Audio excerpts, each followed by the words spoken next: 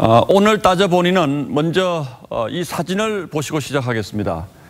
문재인 대통령이 지난주 금요일, 그러니까 22일이죠. 대구 칠성시장을 방문했을 때 찍힌 경호관의 모습인데, 이 빨간색 원안을 자세히 보시면 기관 단총을 들고 있다는 것을 아실 수가 있습니다. 자, 강동원 기자, 이 사진이 논란이라고 하는데 이 경호관이 기관 단총 들고 있으면 안 됩니까? 그건 아닙니다. 이 대통령 경호법을 봐도요, 이 무기를 휴대할 수 있다 이렇게 되어 있습니다. 기관 단총 역시 이 경호 장비 중에 하나이기 때문에 소지할 수가 있습니다. 그럼 뭐가 문제라는 겁니까? 그러니까 시장에서 사람들이 많이 모인 곳에서 기관 단총을 소지한 것을 노출한 것이 문제다. 이게 바로 전문가들의 의견입니다. 그렇다면 이 기관 단총 같은 경우는 무조건 숨겨야 합니까? 네, 그건 아닙니다. 이 전문가들의 의견을 좀 들어보면요, 이 경호 상황, 그리고 현장 상황, 그리고 정치적 상황 등을 고려해서 현장 지휘관이 총기를 노출할지 여부를 결정하게 된다고 합니다. 전직 청와대 경호관들의 얘기를 종합해 보면요, 몇 가지 경우에 의도적으로 총기 소지를 드러낸다고 합니다.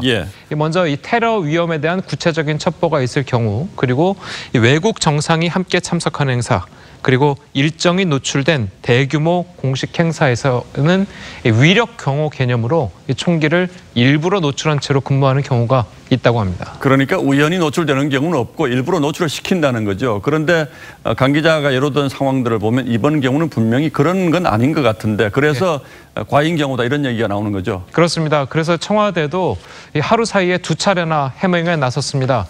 특히 기관 단총 소지가 과거 정부 때도 있었던 통상적인 경호 방식이라면서 과거에 이명박 박근혜 대통령 시절 경호처 직원들이 총기를 휴대하고 있는 사진을 공개하기도 했습니다. 청와대가 사진을 공개했군요. 바로 이 사진들인가요? 예, 맞습니다.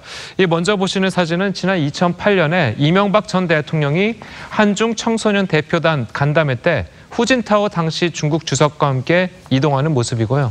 그리고 두 번째는 2015년과 2016년, 그리고 박근혜 정부 때인 2015년 광주 유니버시아드 대회와 2016년 인천공항에서 열린 행사 때 사진들입니다.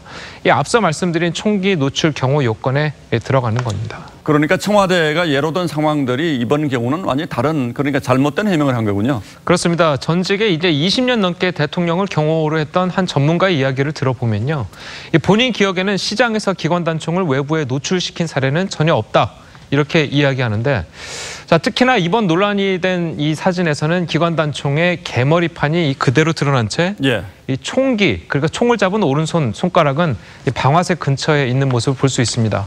자, 이것은 순간적인 실수로 인해서 노출됐다기보다는 이 고의적인 노출일 가능성이 높다라고 판단을 하고 있는데요.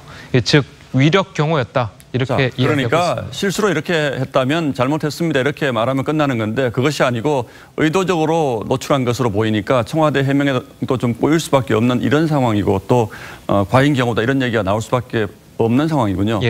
강동원 기자, 잘 들었습니다.